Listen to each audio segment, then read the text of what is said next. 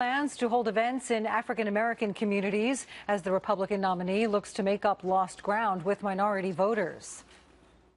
Nothing means more to me than working to make our party the home of the African-American vote once again. Used to be.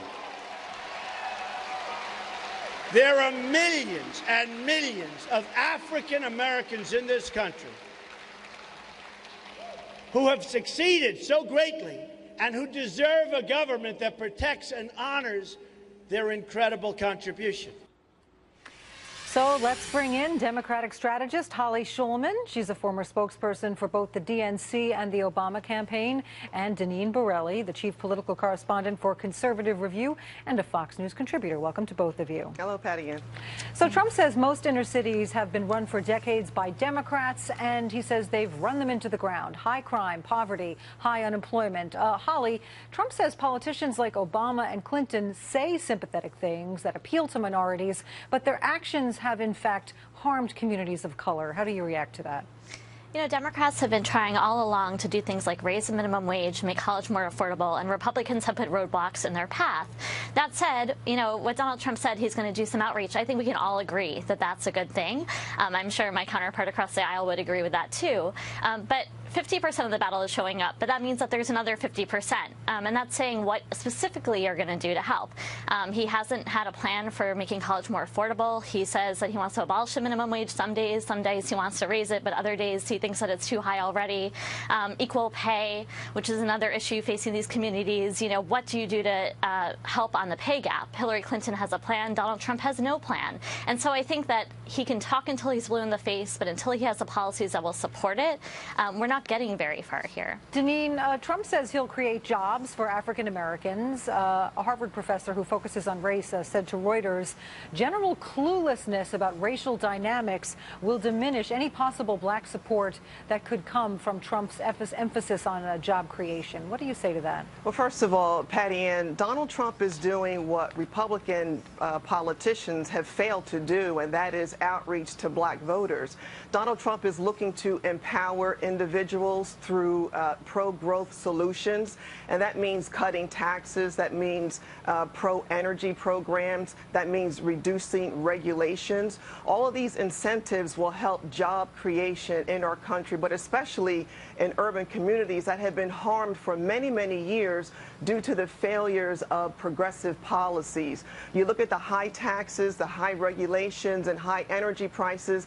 Hillary Clinton presidency, for example, she wants to continue President Obama's war on fossil fuels that harms all hardworking Americans, and it especially harms black families who are disproportionately harmed because of high energy prices and average lowest incomes. Holly, you know, there are people who say a rising tide lifts all boats, and if Trump is the one who can improve the economy, that the lives of African Americans will be better across the board. What about that? You know, I think that there is a question here about how do we make sure everyone shares in prosperity. But what I see Trump proposing is the same failed trickle-down policies of the past that hurt the economy and failed the middle class. And that's exactly what my counterpart just said, is that he wants to lower taxes on corporations, by the way, is what his plan does.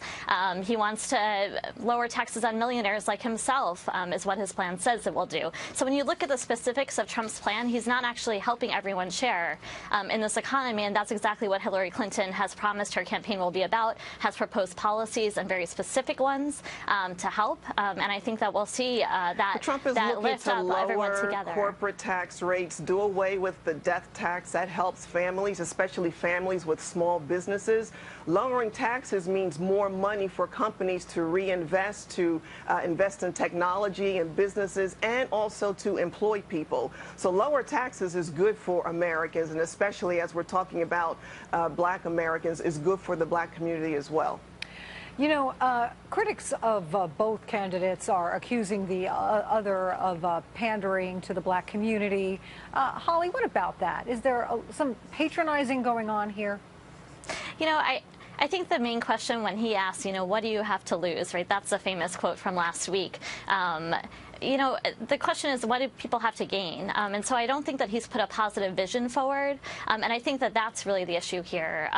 But, like we saw from the RNC just after the election 4 years ago, they put out a report and they themselves said that Republicans need to do more to reach out to people, organizations like the NAACP. Trump should speak there, right? Republican candidates, no matter who they are, should be focused on this outreach. And now we're 70 days to the election, and there's a lot of catch-up to do on the other side.